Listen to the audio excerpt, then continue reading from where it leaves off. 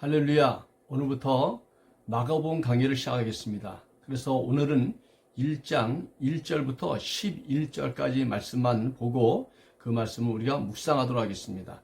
오늘 1절을 먼저 보면 1절에 하나님의 아들 예수 그리스도의 복음의 시작이다 이런 말로 시작하고 있습니다. 예수 그리스도의 복음의 시작이다. 말 그대로 시작이란 말은 무엇을 말하는 겁니까? 이제 시작이다. 그리고 끝까지 이 말씀으로 갈 거다. 결국 마가복음은 복음으로 시작해서 복음으로 끝난다.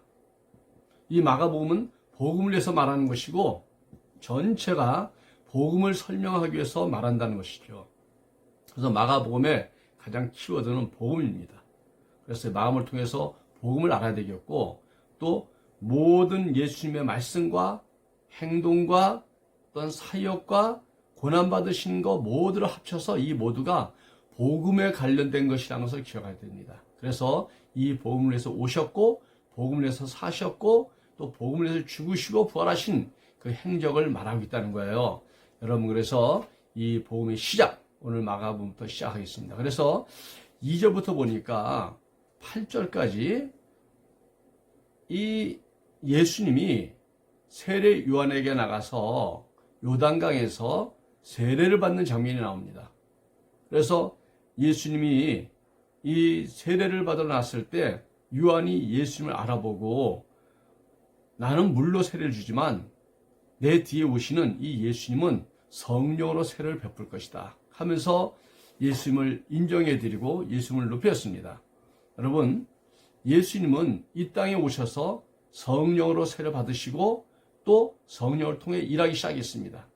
그 말은 무엇을 의미하는 것이냐면 여러분이 가끔 착각하는 게 뭐냐면 예수님이가 특별하고 예수님만 있을 수 있고 예수님은 저렇게 하지만 우리는 저렇게 안 되지 이렇게 생각할 수 있지만 그렇잖아요.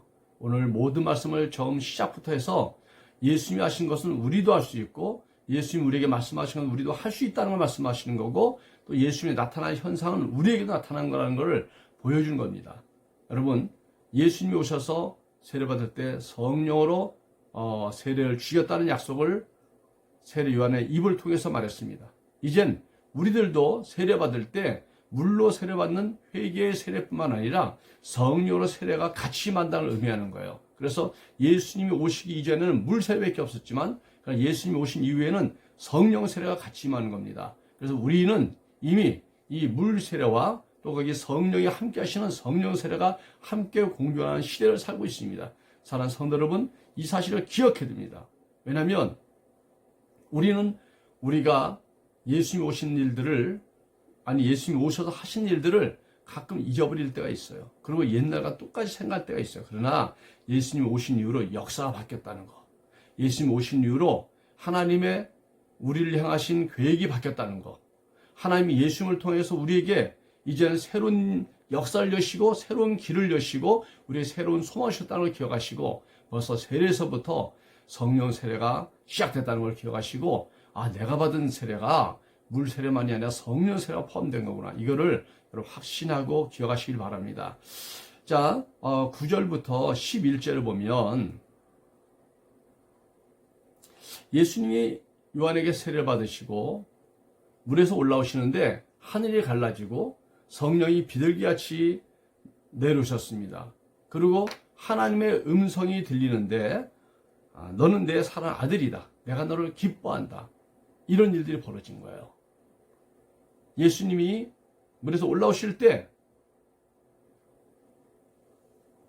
성령의 역사, 하나님의 음성, 이 사건은 뭐냐면 바로 예수님도 성자 하나님이시잖아요.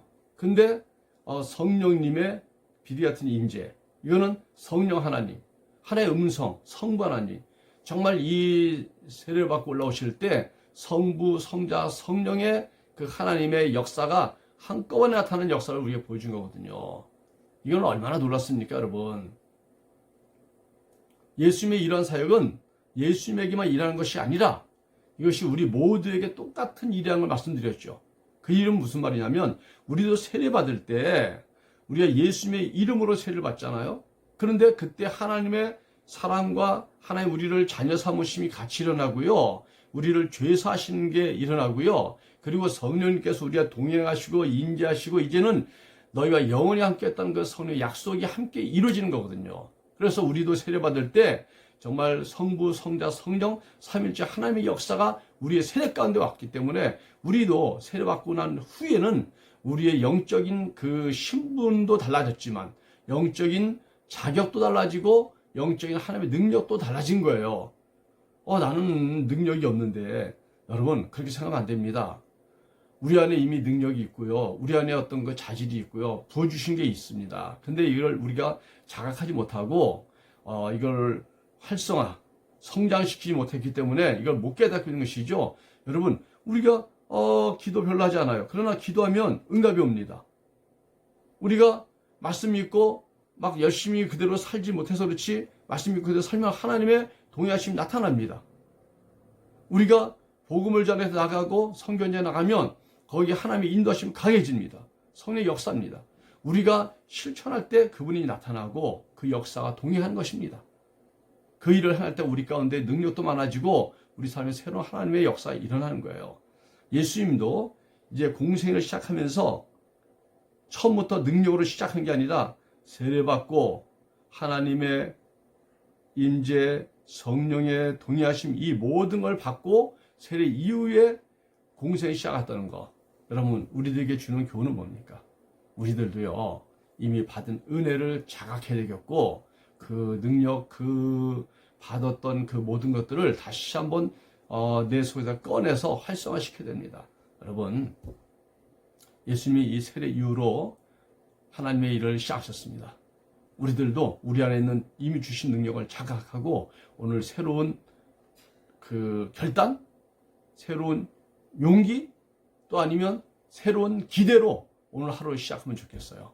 지금 어떤 일이 있고 아무리 힘든 일이 우리 주변에 있을지라도 이걸 이길 수 있는 힘은 이미 우리 안에 있고 우리 주님께서 우리에게 주셨습니다. 여러분 내 안에 있는 주의 능력을 다시 한번 끄집어내서 일할 수 있는 여러분 되시길 바라고 오늘 화이팅 하세요. 하나님이 여러분과 함께하고 복음의 역사가 오늘도 당신과 함께 일어날 줄 믿습니다. 할렐루야. 주님의 이름으로 여러분을 축복합니다. 할렐루야.